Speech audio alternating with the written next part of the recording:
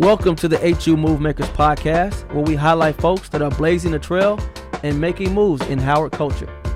All right, welcome to the HU Move Maker podcast, where we highlight influential people in Howard culture that are making moves.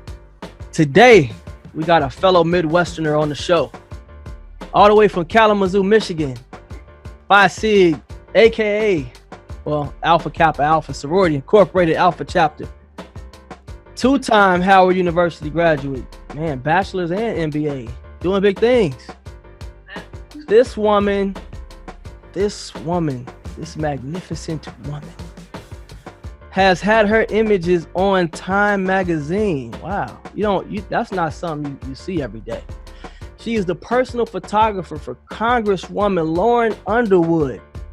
No relation to Frank Underwood on House of Cards. She specializes in clean classic images, portraits. Need that LinkedIn photo, need that family portrait, holla at her. She's an award-winning photographer. But what's most amazing, she specializes in people of color. Welcome to the show. I knew her when she was Rhonisha, but she goes by Dion. So what's up? Welcome to the show. Hey, I still fly Rhonisha. Rhonisha D. Franklin, what's up, man? Not much, I'm good. Good, man. So happy that you could join me because you were about 30 minutes late. But you know what? I'm glad you made it. You know what I'm saying? God is good. God is good. Yeah, I made it. I made it here. So, talk to me, man. How do you go from Kalamazoo to Time magazine? So you go to Howard. True that. So yeah, basically moved to DC, went to Howard, and after I graduated from Howard, found photography. My image made its way to Time magazine. Damn, it's that simple. End of the show. All right, cool. So, so you got on Time magazine. Was that for that was for the Congresswoman, right? Yeah, so she got on the cover of the Time magazine for January. What year was that? January 2019? 2018. 2018. And so I did her images actually a few years before that, and the images that I created for her were the same ones that she used to launch her campaign. Damn, man, how does that feel to do that? Because when I look at your bio, man, I see international business, I see human resources. When I knew you on campus, I didn't see any photography related stuff. I didn't see any of that, and it seems like, I don't know, did this happen overnight? I mean, what? Yeah. How do you go from, what triggered this hobby that turned into a thriving business? Yeah, so when I graduated, I started working in risk management. And that sounds boring. AF. Hey, but you know what? I'm an insurance agent, so it ain't that boring. Oh, I was like, that's what I was about to say, but you work in insurance. But yeah, so I was doing risk management, managing the insurance portfolio for high net worth individuals. So like your JW Marriott family, the Purdue family, all of these big name, the Mars family, all of these big name families. I did all of their personal. Oh, that's dope. Yeah, it was interesting. So did you interact with the families, or did you interact with like their person or whatever? So it depends. I interacted with JW's kids a lot, like one-on-one, and actually got invited to his granddaughter's wedding. So me and my boss at the time actually went to his granddaughter's wedding. He rented out one of these buildings downtown DC. Nice. I flew in a whole band from California, and it was definitely an experience, to say. Hey, that's what's up. Yeah. So anyway, I was working with them. It did give me insight into how the uber wealthy manage a lot of their portfolio and keep a lot of their money in, to themselves. And so that has been helpful just in other entrepreneurial pursuits that I have, endeavored in. So you saying you learn how to keep your money within yourself. Is that what I'm getting at? Yeah. So How to be fiscally responsible, I guess. yeah, how to be fiscally responsible, how to make sure that you're not giving all of your money to basically Uncle Sam, Hmm. and protecting it in a way that kind of shelters it, you I know. think that's interesting for the simple fact that you make now are you a photographer? Is that full time for you? So now, almost, almost there. Ooh, So almost, I almost. I am almost there. There were a few things that I wanted to do with my W-2 job before I let it go.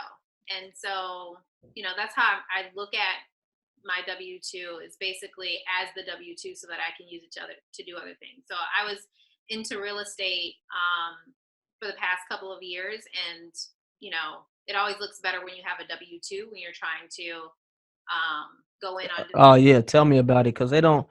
When you go in real estate, they don't understand when you making $20,000 a year trying to buy that $600,000 house, but you like I could afford it. They're like, nah, right, not according to your taxes. right. So it's been helpful to help like keep me in line with the other things that I want to do. So, I have that, I have photography, and then I have these other like business deals that I work on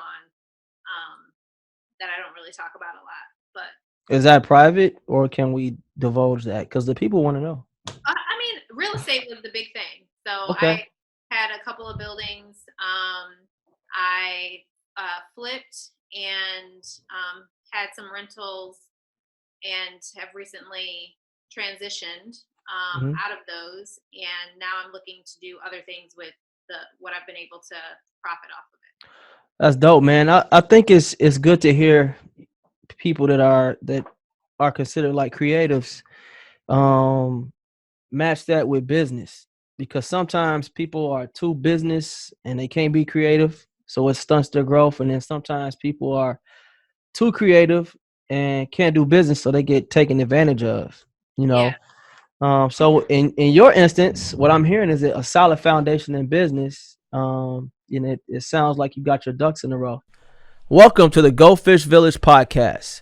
As a Chinese proverb says, give a man a fish and you feed him for a day.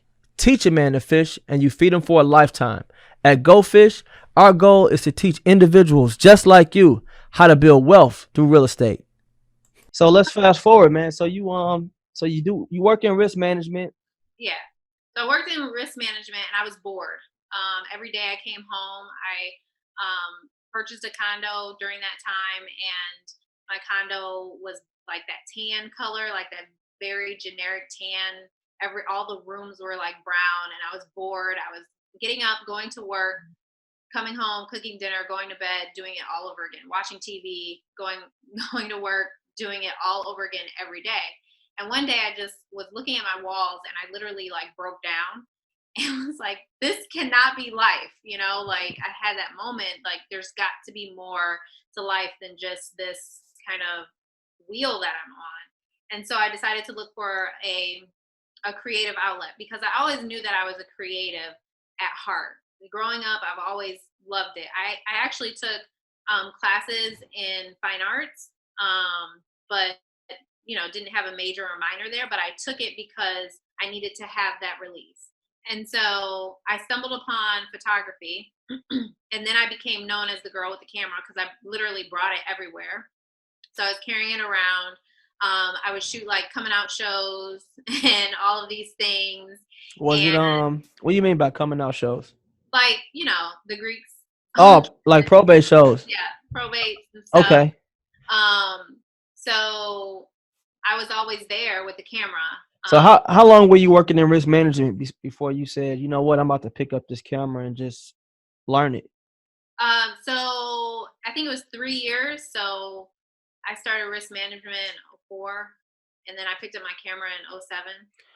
Wow, picked it up in '07. So was it addictive when you first got the camera?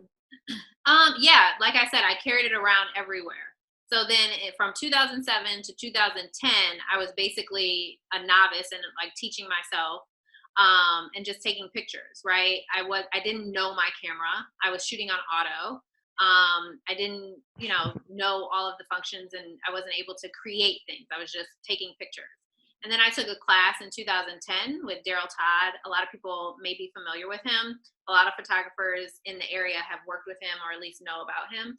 But I took his class, and then that's where I learned my camera. I learned all the basics and everything that I needed in order to, be someone who is making pictures instead of taking them.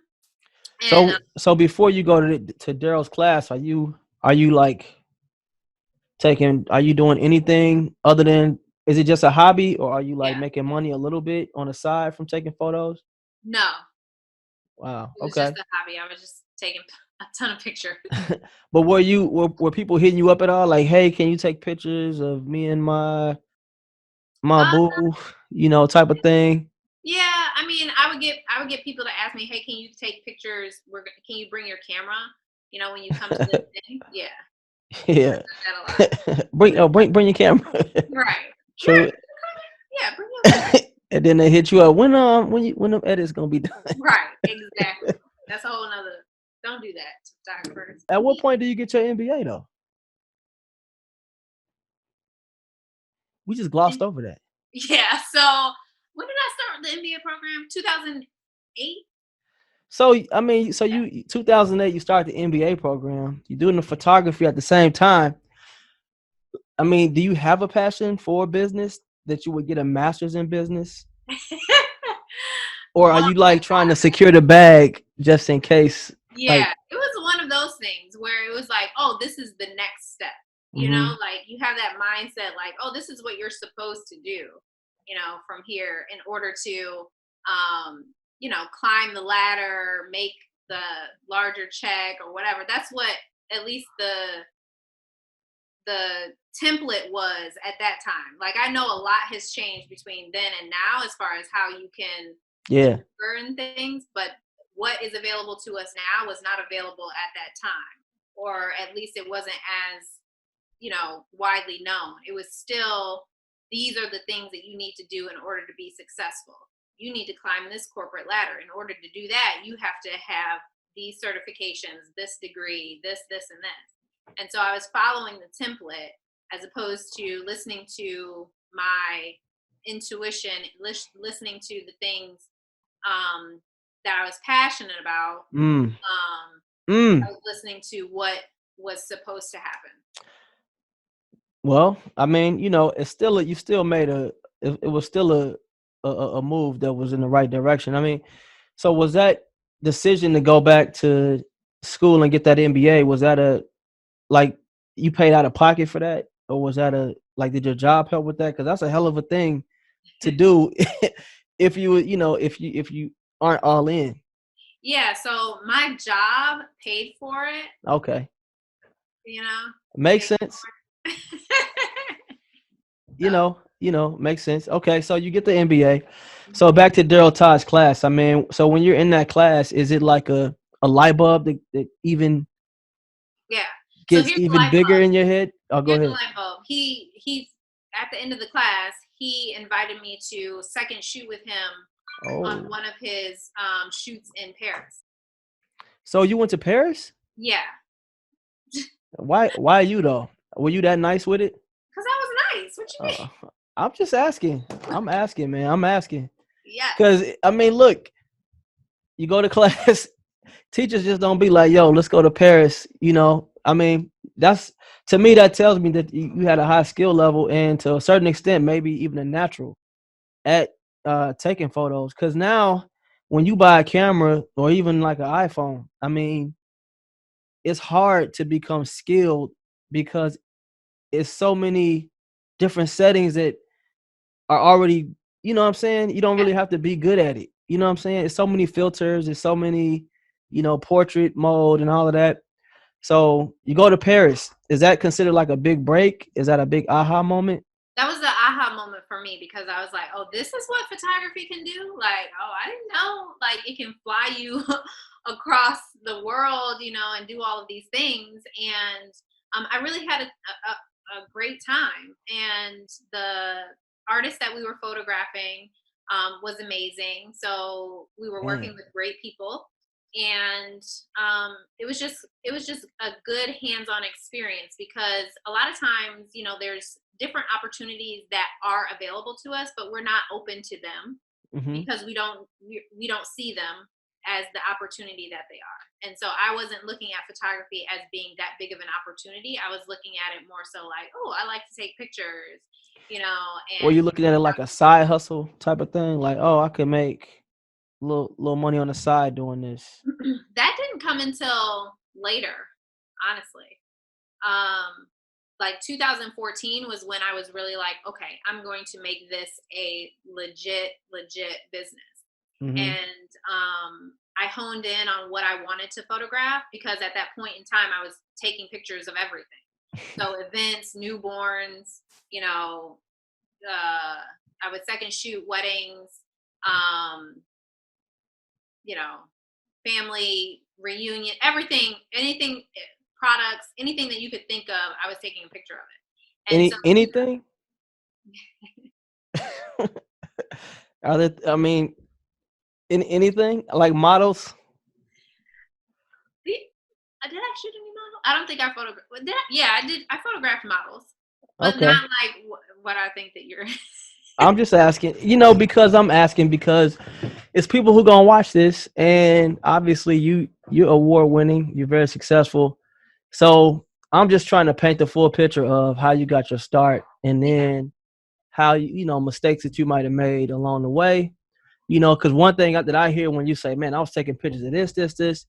So should I assume that when you become a photographer, is it good to specialize in like a certain thing, or is it good to just be taking the newborn photos, the action shots, Mhm. is I that? think that you should have a thing that you are really, really good at. Hmm. So I do portraiture, right? I can also shoot weddings, but my skills in portraiture influence how I'm going to photograph a wedding, right? Now, I'm not out here pushing weddings and calling myself a wedding photographer, because that's not what I desire to shoot all of the time. So, like, I will photograph my line sisters' weddings. I will photograph, if somebody puts in a good bid and we vibe really well, then I'll photograph weddings. But I'm not out here trying to have, 50 to 60 weddings a year. That's just not how I'm built. Hmm. The wedding photography business is a whole machine, and I love portraiture. I love what I'm able to create in the settings that I am able to create in with the people that I'm working with, and that's what makes my heart go pitter pat. So, So what? So why portraiture? Why that specific thing?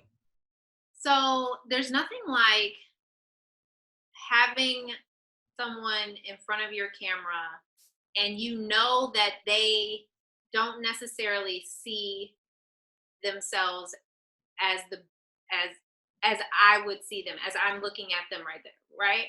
So they see all of the flaws. They're like, oh, my forehead's too big, my earlobe is too long, my eye is going this way a little bit. Like, they see all of these things about them, and when I look through my viewfinder and I'm able to create an image of them that completely defies how they view themselves, and then look at the back of my camera, because it does happen. Like, I can shoot some dope shots straight out of camera. A lot of times, you have to go into post and do all of, but when you have that image that's straight out of camera and it makes you cry, it makes me cry, that's how I know that. That is deep. So one of the things I heard you say was that you help women see themselves for the first time. So I would think that, is that what you mean by that? Like when after women receive your photos, are they overcome with emotion? Is that something that happens a lot? Yeah, it happens a lot.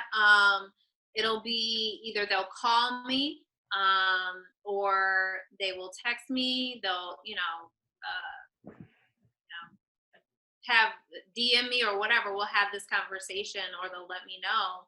And a lot of times, my clients will have ongoing conversations with me just about like their personal um, representation of themselves, how they view themselves, and we'll have these ongoing conversations. Um, and that makes me feel good because it goes beyond the photography. At that point, I've made a connection with someone, and they feel like I am someone that's able to kind of help guide them through maybe this kind of sticky spot for them. It sounds therapeutic to some extent. Yeah, a lot of people don't see that part of what I do.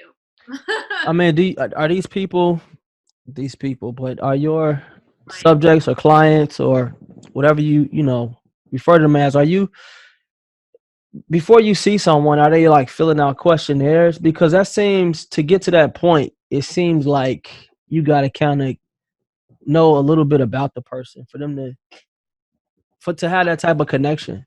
Yeah, sometimes it's easier when I don't know the person, honestly. Um, when I photograph friends and things, um, there's still that moment of, okay, I need to get comfortable with Rhonisha as a photographer and not Rhonisha as my friend. And so a lot of times it'll be like they're giddy or they're laughing a lot, because I mean we're cool, we know each other, and so You be like, yo, calm the fuck down. right, right. Let me But do me. Let me do me. if it's somebody that exactly, if it's somebody that I don't know, they're viewing me as a photographer only, Ah, and so okay. it's a little bit easier. But so no, I don't do a lot of questionnaires. I do encourage consultation, so I'll talk to them over the phone and kind of get to know their personality. But a lot of it, I can't feel that energy until they're in my space. And once I can feel their energy, then I know how to maneuver it. Wow,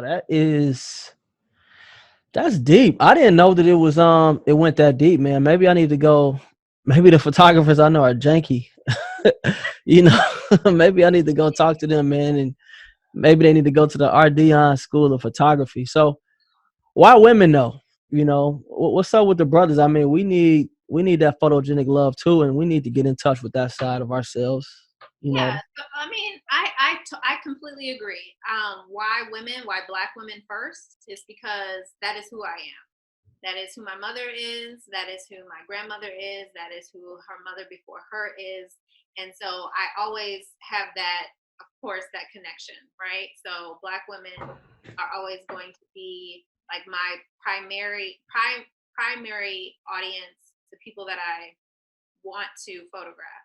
hmm. Now, with Black men, I feel the same. I feel the same way. Like I feel as though there is space for them or for you. I feel as though there are certain visual representations that Black men definitely have to overcome. And with that said, I'm launching a new project that's featuring Black men next. Dope, man. So I mean, do you hear that from a lot from men? Like, yo, what's up with the brothers? Or Yeah, okay, yeah. I mean, I photograph men, so I have male clients that come in, that do a lot of headshots. I've had uh, dads call and plan an entire shoot for the family. So but yeah, is this? Am I wrong if I say okay? Headshot for like LinkedIn is separate from the portraiture. yeah. Like, okay, So there are a couple different sessions that you can have with me. The main two, I'll say the main three. Oh, I'll just tell you. So a portrait session, a full blown portrait session, you can incorporate your headshots into it, right? So you can say, hey, we're gonna do. I need 2 headshots, and we'll incorporate that in the full portrait session. But that a portrait session is like a like a 4-hour thing. There's multiple outfit changes. We're getting a little bit on the more artsy side. You can have your family there if you have family, all of that stuff. If you just want a strict, I just want a headshot, that's a whole different package. We can do that, and we'll be done with that session in like 45 minutes. Hmm. I do branding sessions. So if you're an entrepreneur and you need to have a lot of content, I will, create enough content that will last you, the depending on the package that you get, either a couple of months or a whole year, or we can do it in like quarters where you would come back each quarter and we can have different seasonal changes that way. And then of course I still offer the profile noir session because the online gallery is continuing to grow. Even though I've photographed the 100 women that are like the core of the project, I'm still offering that session because I want to be able to have a platform that just floods your eyes with just beautiful Black women, and that's my platform to do it. Man, shout out to the Black women. Yeah. So Profile Noir, since you brought that up, let's talk about that because you have an exhibit. It's at the Charles Sumner School and Museum, and then you also have the book, that product placement in the back. So you got the book, man. I mean, how does it? I guess you strike me as somebody that has been able. Look at that. Has been able to look at all them beautiful Black women. I love this book. Wow. That's me. So you get back from this class, you get back from Paris, obviously an amazing experience. You're doing the MBA thing, you get your MBA. At what point did you kind of start to get booked on a consistent basis? I would say I got started to get booked consistently like 2015. 2015. So 2015, I know a part of you was like, okay, when you do your taxes the next year, you're like, damn, okay. I made out pretty well. You know what I mean? Because obviously when tax time comes, that's when you're mad about the money that you made. But but you what'd you say? I said we ain't gonna talk about taxes this year. Yeah. So I mean, as a business owner, that's like the downside. Business owners don't like doing taxes. But yeah, so you start getting booked on a consistent basis, and you kind of find your niche, when it comes to portraiture and doing the headshots and everything else. Um, what did that feel like to have consistent work lined up all of the time? Because at first, you were just taking pictures of everybody. Yeah. I mean, it feels good. It feels validating. It feels like you've set out on a goal and you've accomplished it. Now, do I want more? Yes. But I'm booked when I have availability to be booked. And so that's a good thing. So eventually I want to open up my more availability. And so then I have to go through the process of making sure I can fill those slots. Fast forward to, I noticed that you talked about, I was watching one of the interviews that you were on, and you talked about how going to Ethiopia changed you, from a creative, and made you appreciate certain things. How did that change you? So Ethiopia changed me on like a spiritual level. How did it impact the photography aspect? That's where it showed me that we are regal. Like we are on a whole different level of dopeness than what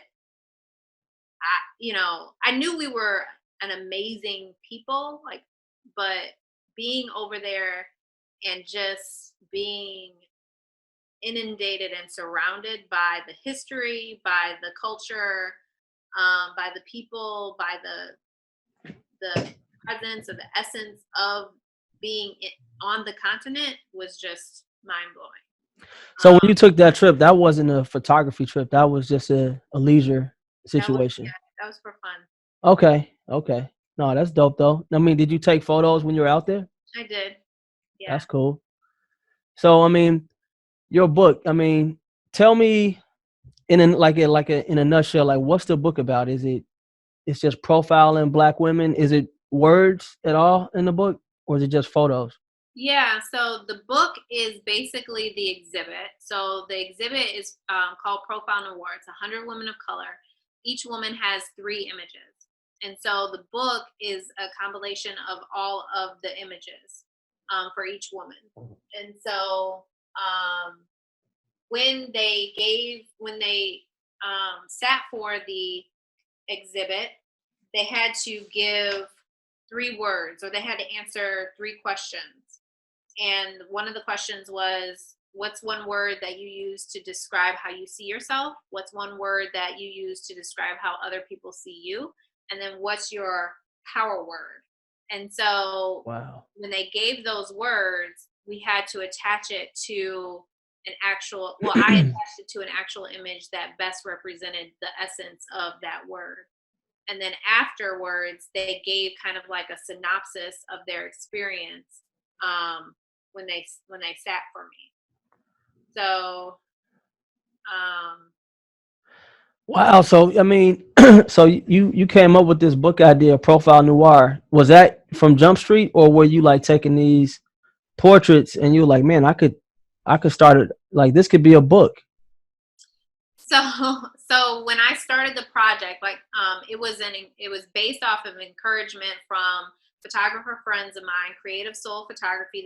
They're based in Atlanta, but they do all of the Afro kids photos. And I actually went. They did a world tour, and I went with them to Cuba to do that portion of it. Wow. And they were like, they saw this image from another personal project that I had done, and they were like, you need to take that image and make it a project. Like, get like 9 women and shoot them in that style and make it a project. I was like, okay. And 9, I was like, I think I'm gonna do 100. I'm gonna do 100 women of color sitting like this, and I'm gonna make it a project. And so it started off like that, but then it started to come to life. You know, I would have a session, 3 women. I would photograph 3 women a day, and each woman had a similar through line. So there was a common thread that brought everyone together. For instance, one morning I woke up and I was like, whew, I really want to shoot with sunflowers today. The woman came to my door and was like, I felt like I needed to bring you flowers. And she holds up a bouquet of sunflowers. Wow. Yeah. What have you learned about women? Obviously, you're a woman, but I mean, what have you even grown to appreciate more about women when you ask those 3 questions? Like, what was the first question again? What's one word that describes how you see yourself? Okay, I mean, what? Because that can go, good or bad. I mean, what are some of the things that stood out to you from women that answered the questions? Um, some women went for the comfortable answer. Some women went for the fuck it, I'm going to go all the way left answer. And some people had a really hard time kind of trying to come up with things. So I mean, do you find that most Black women have a high opinion of themselves from doing this? no, Really? every woman, every single woman that I photographed, every single one of them had an insecurity of some sort. That could be a whole Did not show. feel That could like, be a whole show right there. yeah. I mean, it's a whole project. Yeah. So you know Jamila. Jamila. Oh yeah, yeah, for sure. So she was in the project, right? Mm-hmm. All 3 of her words. What's one word that describes the way that you see yourself? Complicated. What's one word that describes how other people see you? Complicated. What's your power word? Complicated. I was like, yo. I mean, it was. And her shoot was complicated. Wow. You know, I hope she doesn't, mind. But it was very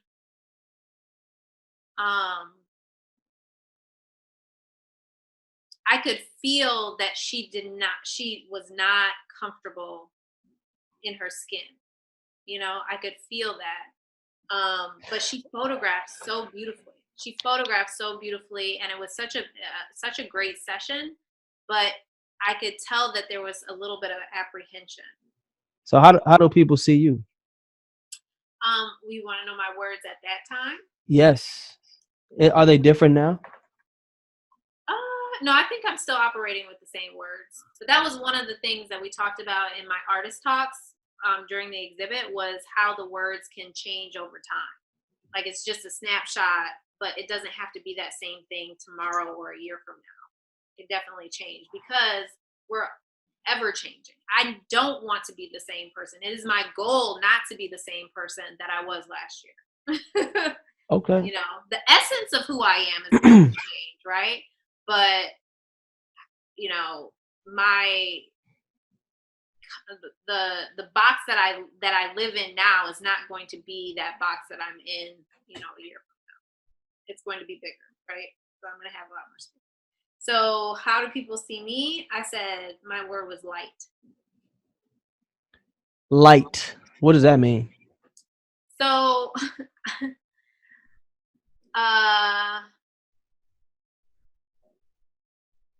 I am able to, I guess, show people sides of themselves that they may not be necessarily aware of.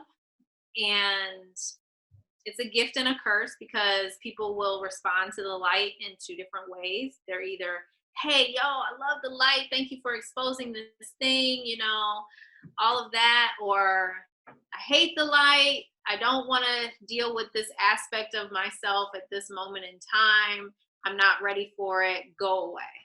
And so what I have to do is continuously be exactly who I am, and how people respond to me is completely their choice and up to them. But I can't dim my light because someone else doesn't want to see what's being exposed around them.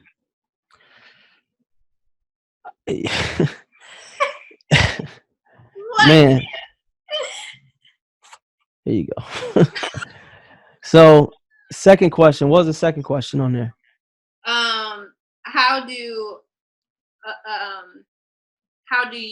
What's one word that you use to describe yourself? Which is what? Source. Source. Yes. So I am the source of everything that I need. Right? So I can tap into source through myself, my being, my life, how I choose to operate in this world. Source is me. Source dwells in me. Source experiences the ecstasy of this world through me. And so that's how I see myself, as source. Damn. I see why people cry when they come to your studio. Oh gosh. Do you have wine and cheese and crackers and all of that too when people come through? I mean, if they want wine, I got wine. I'm not sipping on any right now though. So what's the third one? The third question? Your power word. Your power word. Okay, what's your power word? Self-actualization. Why self-actualization? Because it makes me accountable to everything that happens in my life. So the more I am aware, or the more that I am able to fully embrace who I am, the more accountable I am to everything that is happening. So I can no longer say, oh, he makes me feel this way. She made me feel mad, or she made me she intimidates me.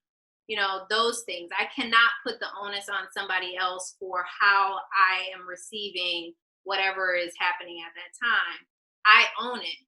So I have to look at the situation and be like, why am I feeling this way? What is it about me that this interaction or that this situation is trying to teach me?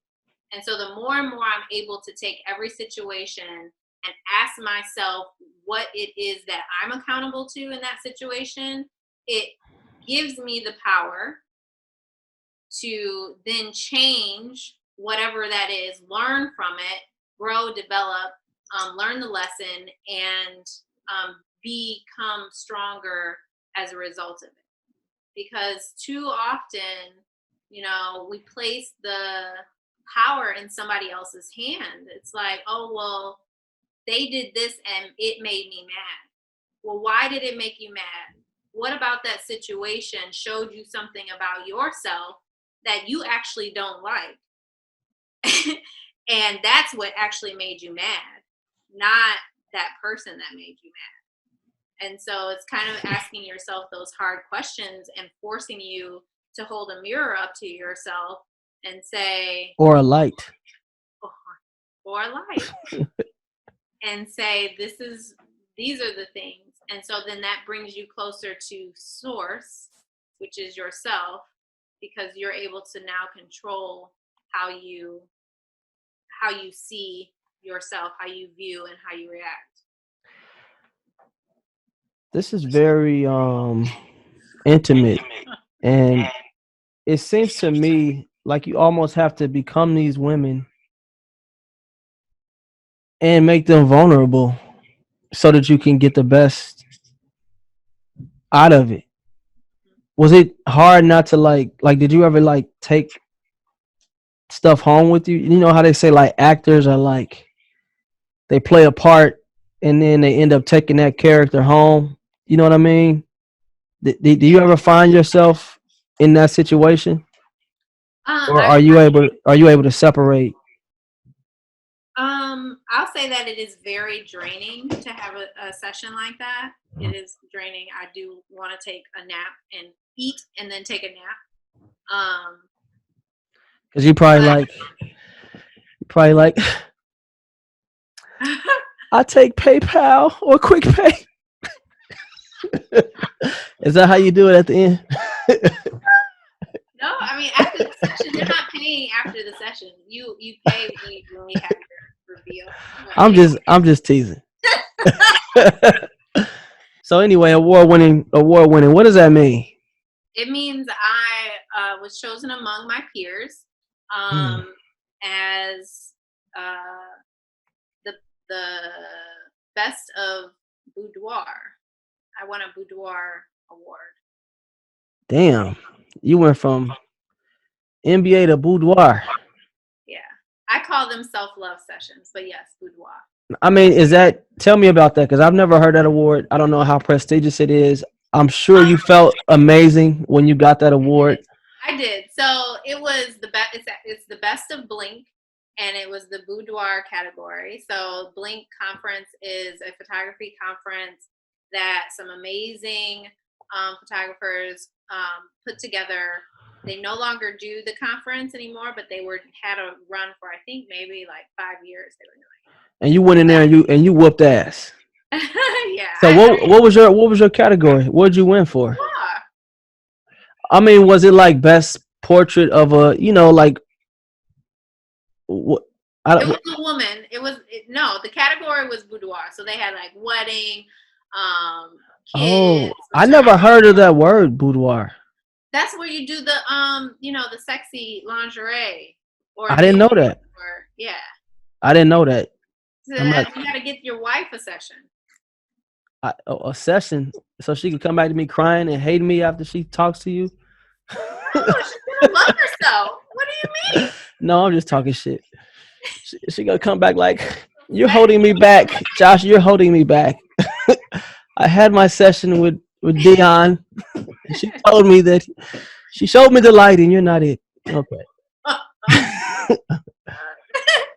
Okay, so you're in a war. So I mean, you've done some amazing stuff, man. Time magazine, where does that rank? That ranks Pretty high up there to have my image. I mean, it's pretty dope. And I found out Lauren was actually in the studio the day. Oh, so it's Lauren. Yeah, Oh, Lauren was so on it's was not Congressman Underwood. It's Lauren. Okay. Wow. gosh. Wow. Wow. Okay. Okay. So So anyway. Congresswoman Underwood, she was in the studio the day that that it came out, and so I was like, "What? Are you serious?" She's like, "Yeah, look, it's your image." I was like, "Ah!" So yeah, Damn, it's man. pretty dope. That's dope. So when you're winning these awards and when you're connected to Lauren, I mean, are these things creating other opportunities for you? Are these opportunities to make more money now and to tap into another client base? Does it Yeah, work like that?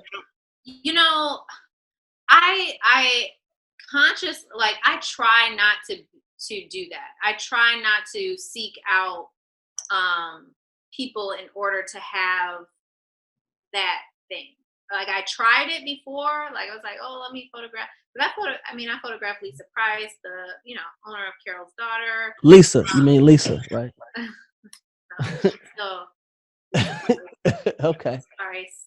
Um, so I try. If I photograph them, I'm very grateful. I'm very grateful. But they're really not who I'm going after. Like if people contact me, if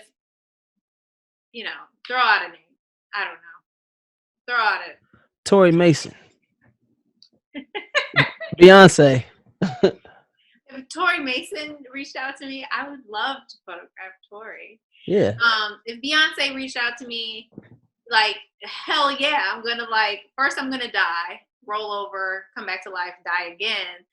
But I'm not out here like pushing all of these things trying to get Beyonce. Because what I found is that usually women that are always in front of the camera don't necessarily always value what it is that we're about to do. Right? They're, oh, I've done this before. I'm ready. I'm ready. And so then it's like, no, honey, you're not ready because you think I'm looking for this, but I'm actually looking for this thing. And it forces them into a whole different area than they're normally. I mean, is it common for you to get in some type of conflict with the subject? Is it common? No, Hmm.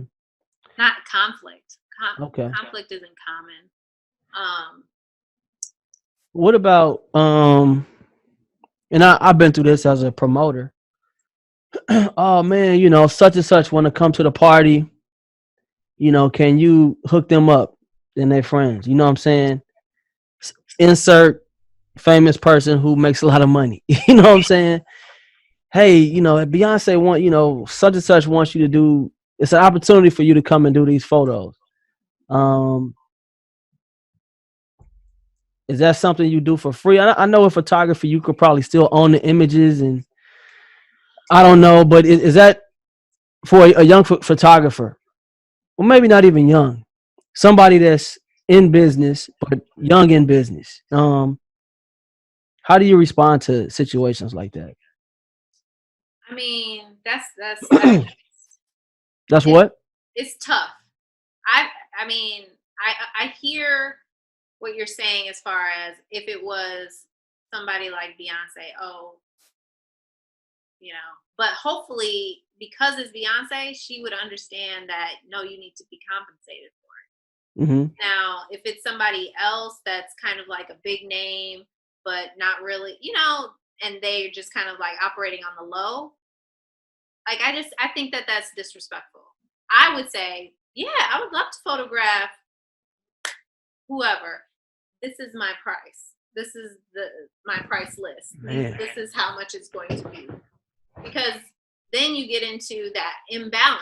And so that person is going to get the images that they want, need, and desire. And then you're left here with like, oh, exposure. But you can't eat exposure. You can't pay a bill with exposure. A lot of people will see the image and they'll like it a lot. They'll like it, like.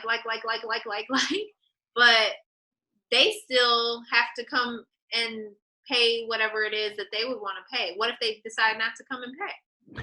But what if what if they're like, all right, you can put your logo on it and it could be there.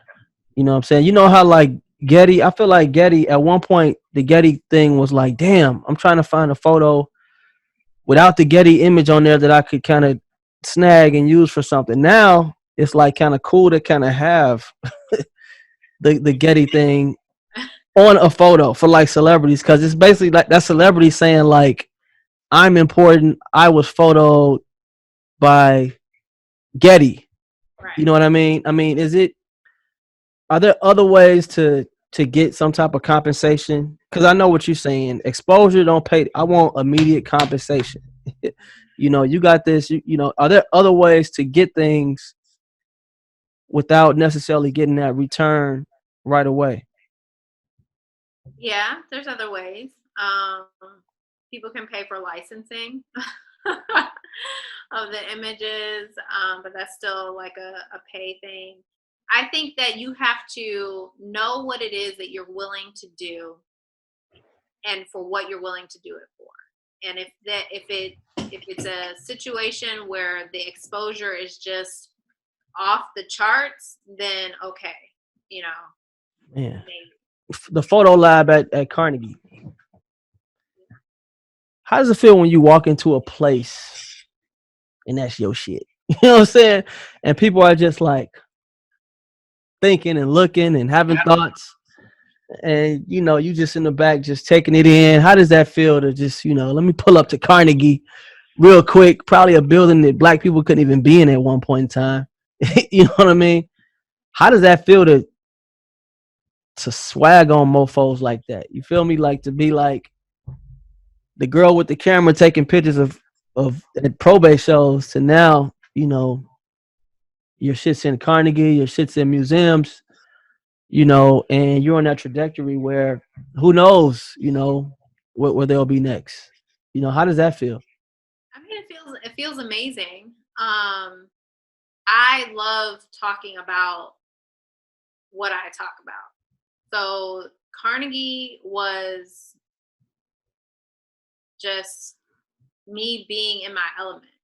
Like Hmm. I never prepare for an artist talk because I had been doing artist talks for the exhibit, and so this kind of like fell within that time frame in February recently. Um, and so when they asked me to put together a photo lab, basically I created something where I talked about profile noir, gave them the pointers and the things that I was looking for, and then had them create images themselves. And so it was just amazing to be able to see people take their own interpretation of the project after having a conversation about it for like an hour and a half, Dang, and that's then tight. have them create whatever they created. It was great. I could like book me for a speaking engagement Hmm. because I love it. I mean, have you thought about taking it on the road? Yeah. Yeah. I think So you the should goal is, definitely do men because I would love to be in that. well, it's funny you should ask because I do have a men's project coming out. I'm launching it I want to next be in month. it, man. I need to be in that. Okay. So Yeah. hit me up, man. I'll fly out to DC. I love it when people fly out for projects. I had a lot of people fly out for Profile Noir. Well, you know, it's Makes me feel good. everybody wants to be a part of history. You know, we talked about a lot. So Howard, we haven't talked about Howard that much, and you know, you're from Kalamazoo, a place, a place in Michigan. Is that between like Chicago and Detroit? So this is Michigan. Kalamazoo is over here. Detroit is over here. So I'm on Southwest, and then Chicago's like, I think, I It's think like it's, 2 hours from Chicago and 2 hours from Detroit, right? yep, right in the middle. Yeah. So why go to Howard, man? I mean, I know that Michigan is a big thing for Michigan folks. Michigan State is a big thing. Yeah. So, well, my all growing up, my parents. Well, first, my parents went to Southern University, so all growing up, they were like, you should definitely go to a HBCU. And so that was just the mindset that I had. Then I went on the tours and all that. Walked on Howard's campus. You know the drill. Oh, I felt like I was at home. Same exact thing. It was, this is where I'm supposed to be. Had that experience, and then Howard was the first school and was going to be the only school that I applied to until the last minute. And my dad was like, well, why don't you check out Michigan State? Because, you know, it's in-state tuition. I'm right there. Michigan State, it was what, an hour or so away from Kalamazoo. Mm-hmm. And so I was like, I'll apply. Of course, I applied. I got in. I don't want to go to Michigan State. Like, what? It's just, I couldn't see myself, because I went to a predominantly white high school. So you know that story. You know, Yeah, me too. I don't want to do Yeah, that. my high school was all boys, all white. I couldn't do it. I had to get away from my mom. I had to be around women, and I had to be around black people. I just had to.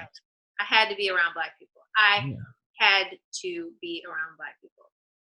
I would go insane. Yeah. And you was in Kalamazoo too. I mean, yeah. Yeah. Ooh, Lord Jesus. So okay, so you getting a college tour, man. What was it like? Because we came in together, so I know what it was like. But from your perspective, what was it like to hit Howard's campus? To me, that was just, man. It for you?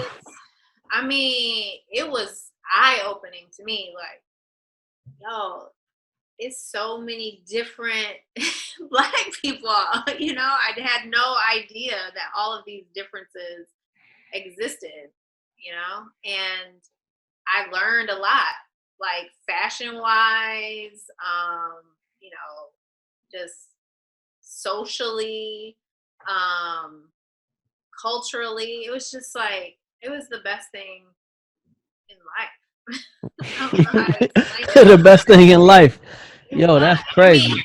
I love that description, man.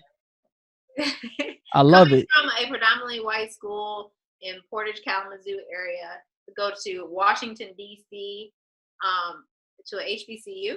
At that time, yes, it was the best thing in life. Do you sometimes wish, like, damn, I wish I was in the photography then? Just think about the photos you would have had, like, man, like, that's crazy. Because we went to school in an era where, like, if you had a fun saver, you know, that was like the extent of it. It was like Polaroids was dated. We went to school, it was a period where, like, nobody was taking photos at this time. You know what I'm saying?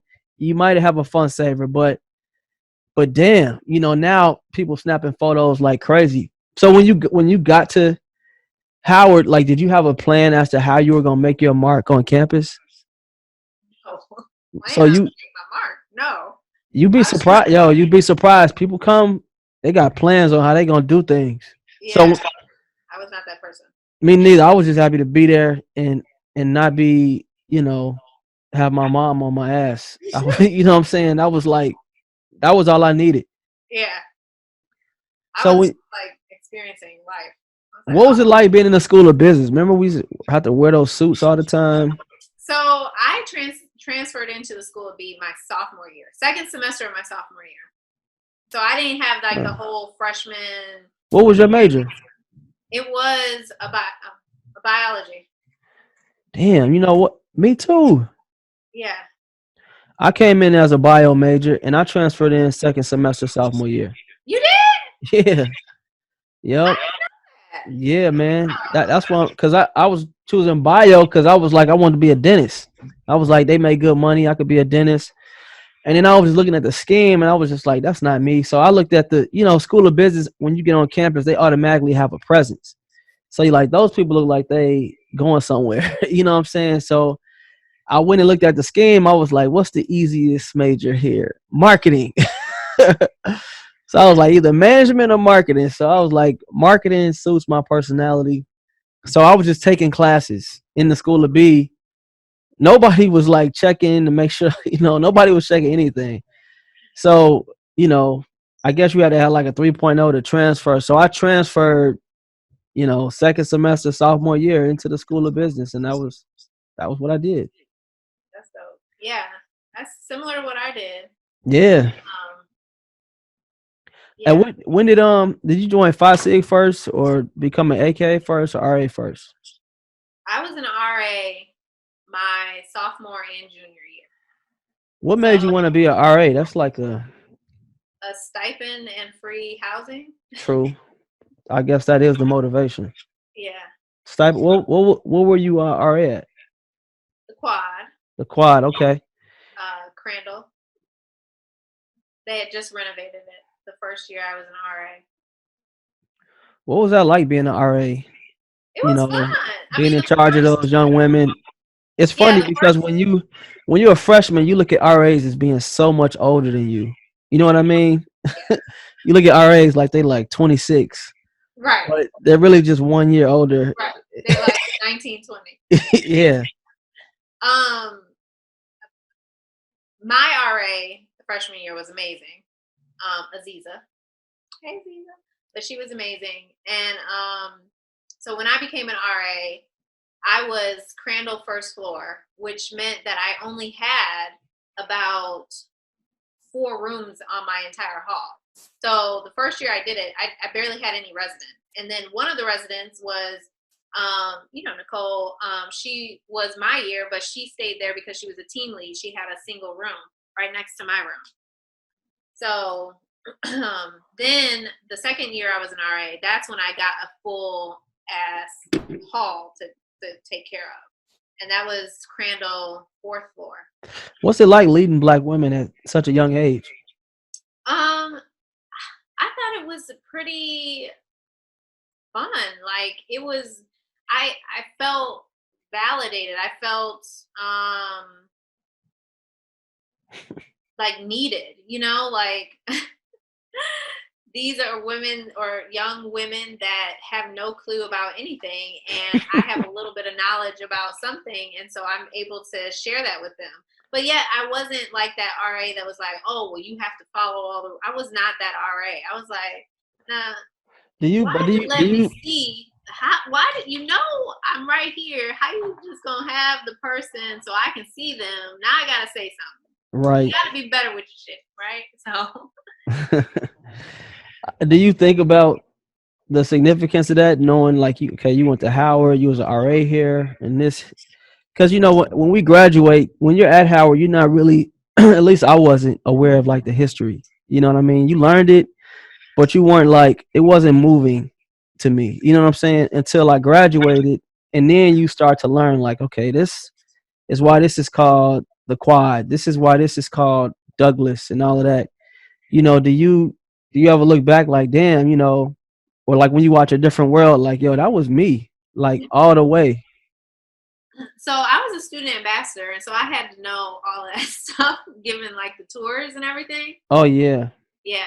So I think I had an appreciation for what was happening because of that information that I had to know. And then also because when I went home and would talk to friends that were having different experiences at these PWIs, I was like, ooh, that's not how we do it at Howard. I definitely felt an appreciation there. Welcome to the Go Fish Village podcast. As a Chinese proverb says, give a man a fish and you feed him for a day. Teach a man to fish and you feed him for a lifetime. At Go Fish, our goal is to teach individuals just like you how to build wealth through real estate. So you become an AKA. What year did you become an AKA? I became an AKA in my sophomore year, 2001. Man, so that's prestige, man. Your grades must have been on point, and your volunteerism must have been on point. So you you become an AKA sophomore year, so that's 2 years to kick it. You know what I'm saying? Or 3 years. You came out in '03. When did you I come came out? out in '04. '04. Okay. Damn. So you kicked it hard. That's what's up. So AKA, man. A lot of people. Now, what made you decide to become an AKA? Were there any influences back at home? Yeah. So my mom is an AKA. Ah, okay. The first Black teacher that I ever had, my third grade teacher, Miss Zachary, she was an AKA. So those were my two, I guess, growing up exposure to it. But really, I didn't come to campus like this is my sole purpose of being here. But I definitely, knew when I knew that it was what I wanted to do. Did you know that like when you got to campus, like the political side of joining organizations, whether So it no, was a I didn't realize I was going to lose my personal life after I joined this organization. yeah. Like I didn't realize the extent of that. What about before? Because a lot of organizations, not just like Greek letter organization, it's Howard is like politics heavy. Every organization has like a process, even once you join it, whether you join in a band, Ambassadors. right, campus pals, everybody got like some type of process that they got to put you through. And I feel like these things are talked about, but not like talked about. You know what I'm saying? Like, how does one know like how to express interest in being an AKA if maybe they didn't come from a family that's Greek or what weren't exposed to that earlier on? Well, I think every campus is different. So even though my mom was or is an AKA, doesn't mean that she was going to be able to school me on how to do the situation at Howard. And quite honestly, she didn't. It wasn't like you need to go on campus and do X, Y, and Z. It wasn't like that. Mm-hmm. Like I came to campus and I figured it out by myself. And it's just a matter of, talking to the right people, seeing who else is, doing whatever. How do you know who the right person is?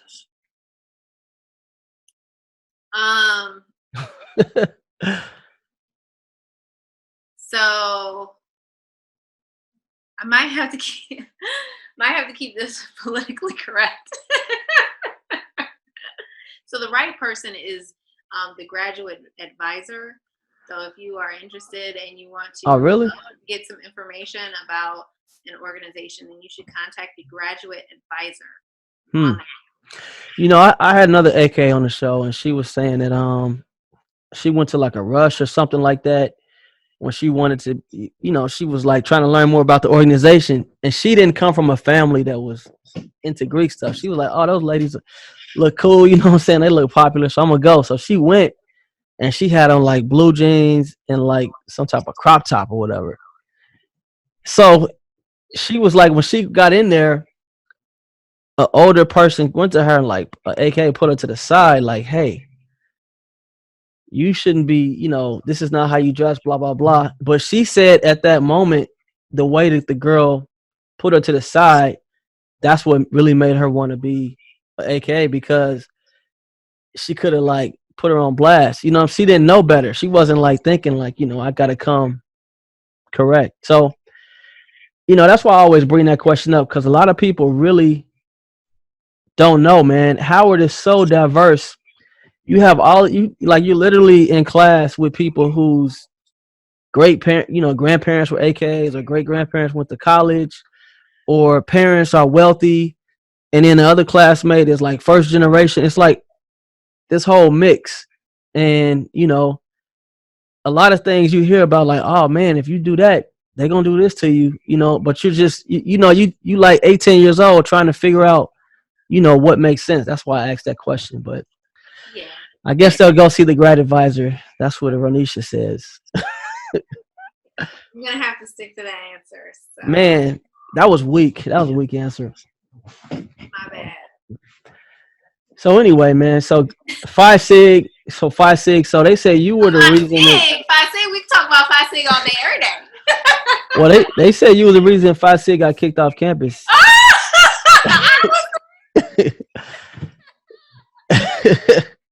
Oh gosh. So Phi Sig, man. Phi Sig is interesting, man. I know when I joined Phi Sig, I don't even, I was like, man, it's dope. It's co-ed. And I was thinking, man, these are smart people on campus. So I need to be around these people. You Yeah. know what I mean? What made you want to be a part of Phi Sig? Um, I same similar reasons. Like I saw who was in it. I liked the concept and the idea of it being an honor fraternity. I mean, you know, it just it vibed with me. And what? And I did It it after vibe with you. AKA, so it had to have been something. So it wasn't like I was trying to use it as a stepping stone to get into. Do people do that at Howard? Yes, is that a real question? Yes. But I think that's smart though. You know what I'm saying? Howard is political, so we know that if you join Phi Sig, you become a campus pal and probably one other organization. Yeah. It can really lead to you, student government. It can lead to a bunch of other Your things. network. Yeah, it's very smart. Yeah, A lot of it is strategic. yeah. A lot of the things I didn't know these things. You know what I'm saying? I was just happy to be at Howard and away from my parents. I swear it wasn't to like when people start saying, getting into like law school and doing stuff like that. I was like, damn, I probably should have networked a little bit more, or been a little bit more intentional about certain things. When I was at Howard. I think you're doing a great job. Well, yeah, I mean, 15, 20 years later, thank you. I've learned how to pick up the slack, man. What? You've always been doing this. So Well, thank you, thank you. I want to be in the next book, but anyway, so what advice do you have for somebody that comes from a place like Kalamazoo and they want to have an amazing experience at Howard and go on to pursue their passions afterward? Because you talked about following that structure, you know, yeah. but really a part of you is kind of not trying to do that. Yeah. So I would say you're not going to come to Howard or any school and know what it is that you want to do. Like some people do, right? Some people are like, I want to be a heart surgeon. This is it. I'm going to follow this path. This is what I'm going to Yeah, man, I hate those people. I love those people. I'm like, how the fuck do you know that? And then you actually stick to it and do it. All right. I was just like, I want a job when I graduate. That's how I was. I was like, oh, you paying? Okay. But for those of us that don't know, right, it's a great time to explore and take the classes that truly interest you. Don't do what I do and get into like, oh, this is what you're supposed to do. These are the classes, or this is the major that's going to, you're doing business because you want to get paid a lot of money. No, nowadays you can basically go into business and do whatever. If you have a niche of something, you can do business for anything that you are passionate about. So I would say use it to first figure out what you're passionate about. Know that passion may change over time, and that's okay. But explore. I would say, get out there. Don't just stay in your dorm. Network. Try and join organizations that you care about, not just to be joining an organization, but organizations that you feel connected to and tied to. I would also say, go to parties, get out, hang out, do all of those crazy things. Were you kicking it at Howard? I was kicking it hard. Yeah, you was kicking it. You was kicking it. I was kicking it. Yeah. Yes. Do all of those things, but do it in balance, like study and party. Like you have to have balance, and everything I say, just do it in balance. Good stuff, man. How did it feel like when you crossed AK and you in the probate? What was that like? That was like hands down one of the best days of my life. Really? Yeah. And pro fights will say this is like second to your like wedding day, this is the best day, or this will probably be better than your wedding, whatever they said, but this is going to be one of the best days of your life. And it was. Why is it so many women want to be AKs and Deltas? I mean, is that a question?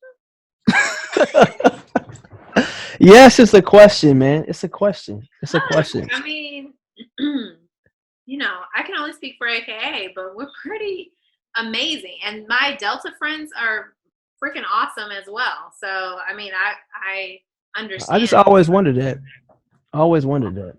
But in different areas of the country, I think other organizations have a little bit different reputation or different kind of vibe. if people want to get in contact with an award-winning artist like yourself, Dion, if they want to follow you, come to your house for photo shoots, how do they do that? My house. So they can contact me on my website. There's a contact page. It's Dion Photo. Photo is spelled with an F, so it's like the European way to spell photo. So it's RDIONEFOTO.com. There's a contact page you can use. Or if you don't want to do all that, you can find me on Instagram at rdion, or on Facebook. I'm either Rhonisha Franklin or Dion Photo. So, okay, dope, man. Find me. Yeah. Legacy, man. So what are we saying about you in 100 years? Are we comparing you to PH Polk? Is that what we're doing 100 years from now?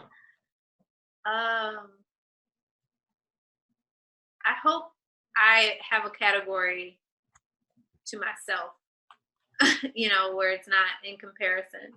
But, in 2020, this is what was happening with Black women.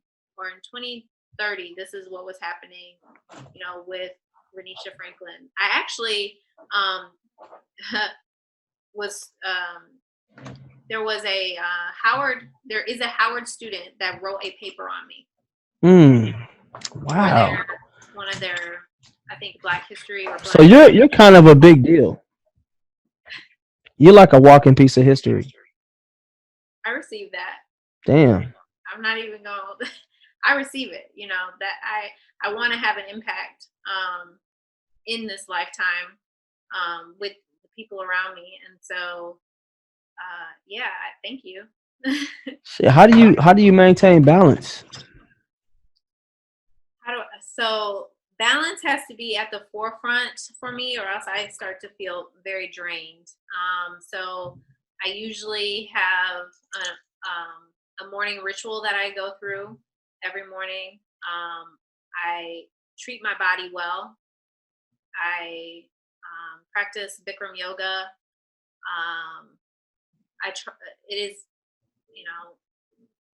I try extremely hard to take exquisitely good care of myself. Sometimes that's not always the forefront, but when it's not, then that's when I'm off balance. That's when I'm struggling. That's when I know that I have to recalibrate.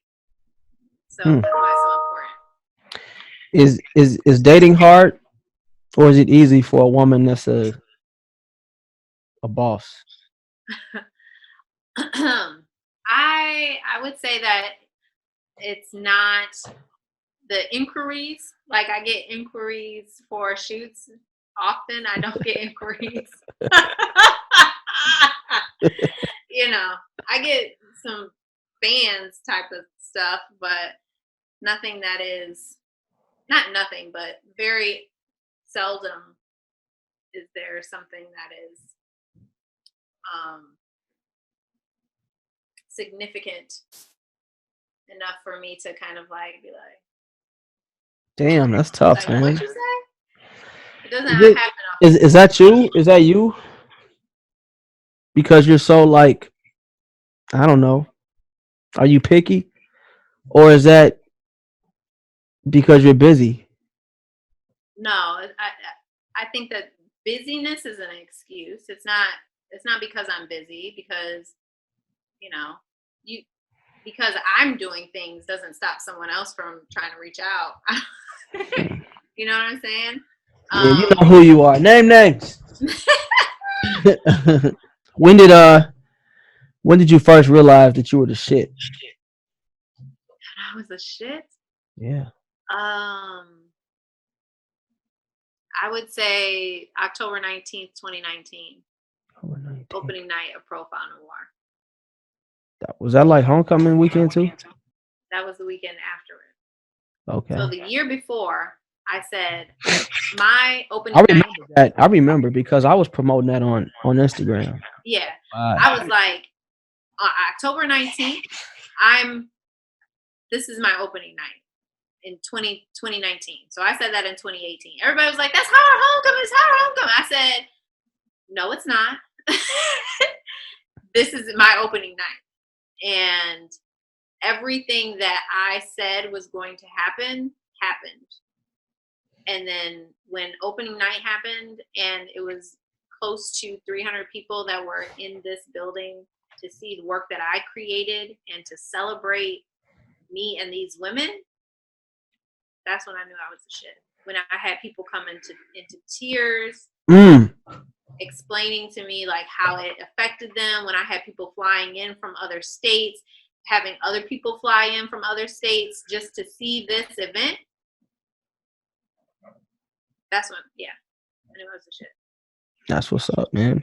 So yeah, man, you've been a great guest. I want to thank you for your time today. Thank you for coming on. Appreciate it. Thank you for the invite. This was, I was honored. Oh, for sure, man. You're big time, and big time people do big time things. So I had to have big time people on here, man. That's what I do.